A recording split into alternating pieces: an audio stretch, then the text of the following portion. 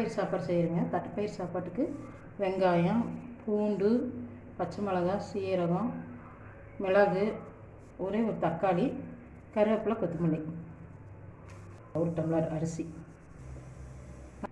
அரிசி எடுத்த டம்ளர்லேயே தட்டைப்பயிறு ஒரு டம்ளர் எடுத்துது.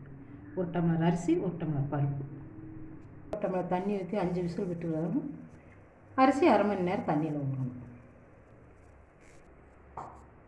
அரிசி ஊற போட்டுட்டோங்க. தட்டைப்பயிறு குக்கரில் போட்டேன் 5 விசில் விடுறது.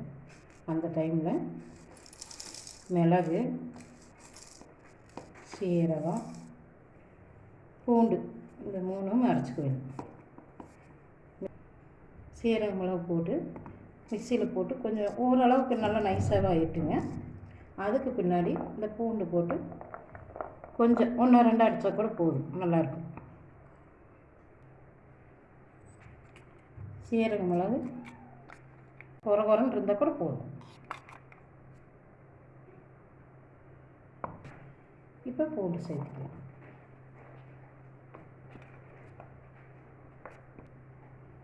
ஒன்று 2 அடித்து எடுத்துக்கிறேன் பூண்டு. பாருங்கள், தட்டைப்பயிறு வெந்துருச்சு. 5 விசில் விட்டால் தாங்க இந்த பதத்துக்கு வரும். தட்டைப்பயிறு ஆயிடுச்சு. குக்கரை வச்சுங்க, எண்ணெய் ஊற்றுறேன். நான் இன்றைக்கி தேங்காய் எண்ணெய் ஊற்றிருக்கிறேங்க.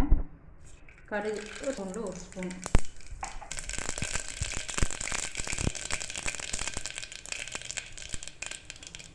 வெங்காயம் போடலாங்க.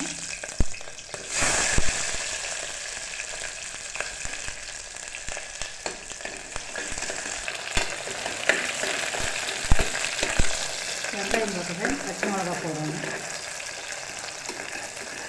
வெங்காயம் நல்லா வதங்கிடுங்க. கருவேப்பிலை 2 கொத்து,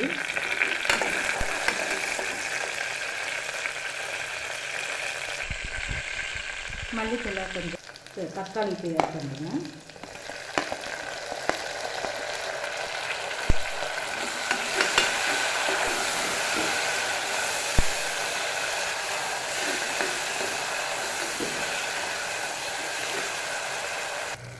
தக்காளி வதங்கினேன். பூண்டு, மிளகு, சீரகம் இந்த 3ஐயும் அடித்து வச்சுருக்கிறத இதோடு சேர்த்துக்கணும். எண்ணெயிலே நல்லா வதங்கணும்.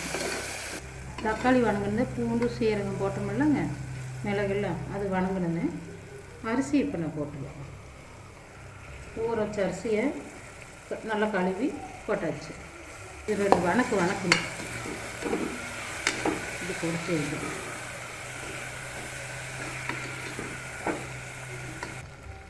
அரிசி போட்டு 2 நிமிஷம் கழிச்சு இந்த பருப்பு, வேக வச்ச பருப்பு, தட்டைப்பயிறு போட்டுக்கணும்.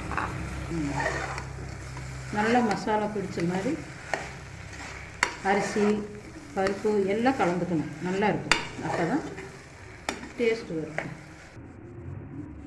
பருப்பு வேக வச்ச தண்ணி இருக்குது, அதுக்கு கீழே ஊற்றக்கூடாது. அது அப்போ தான் டேஸ்ட்டு வரும். ஒரு 1/2 டம்ளர் ஆச்சு. இதுவும் ஒரு கணக்கு வச்சுக்கணும். 1 டம்ளர் அரிசிக்கு 2 டம்ளர் தண்ணி, பருப்பு தண்ணி 1/2 டம்ளரு, வெள்ளை தண்ணியில் 2 டம்ளருக்கு 1/2 டம்ளர் தண்ணி எடுத்துன்னு போகும். இப்போ அளந்து வச்ச தண்ணி ஊற்றிடும். இப்போ தான் உப்பு போடுறேங்க. இதுக்கு தேவையான உப்பு. தட்டைப்பயிர் சாப்பாட்டுக்கு புளிக்கரைச்சல் ஒன்று செய்கிறேங்க. எங்கள் பாட்டி எனக்கு சொல்லி கொடுத்தாங்க, நல்லா இருக்கும். பெரிய நெல்லிக்காய் சைஸு புளி இது மாதிரி கெட்டியாக கரைக்கணும்.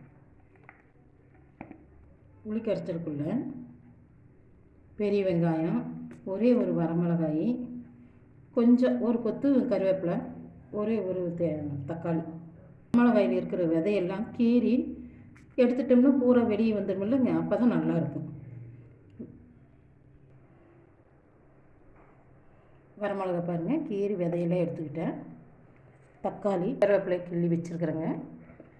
தக்காளி கட் பண்ணி வச்சுட்டேன்.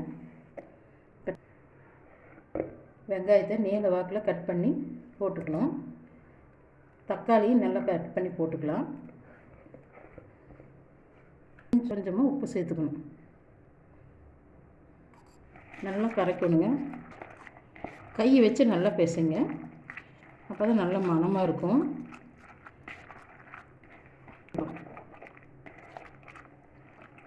கரண்டி வச்சு யூஸ் பண்ணக்கூடாதுங்க.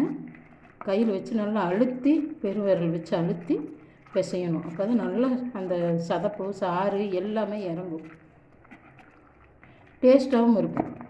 இங்கே பாருங்கள், நல்லா பாருங்கள், கசக்கியாச்சு, நல்லாயிருக்கும். இது இனிமேல் தான் இப்படி இருந்தால் தான் நல்லாயிருக்கும், டேஸ்ட்டு வரும். புளி கரைச்சல் ரெடி. கரைச்சலுங்க தட்டைப்பயிர் சாப்பாட்டுக்கு, பச்சை பாசிப்பருப்பு சாதத்துக்கு, துவரம் பருப்பு சாதத்துக்கு, தக்காளி சாதத்துக்கு இது நல்லாயிருக்கும். பயிர் சாப்பாடு ரெடி. இப்படி தான் உதிரி உதிரியாக இருக்கணும், பருப்பெல்லாம் உதிரியாக இருக்கணும், ஒட்டாது, ஒன்று ஒட்டாமல் இருந்தால் தான் நல்லாயிருக்கும். புளி கரைச்சல் வந்து நல்லாயிருக்கும். இதை ஊற்றி சாப்பிடும்போது டேஸ்ட் நல்லாயிருக்கும்.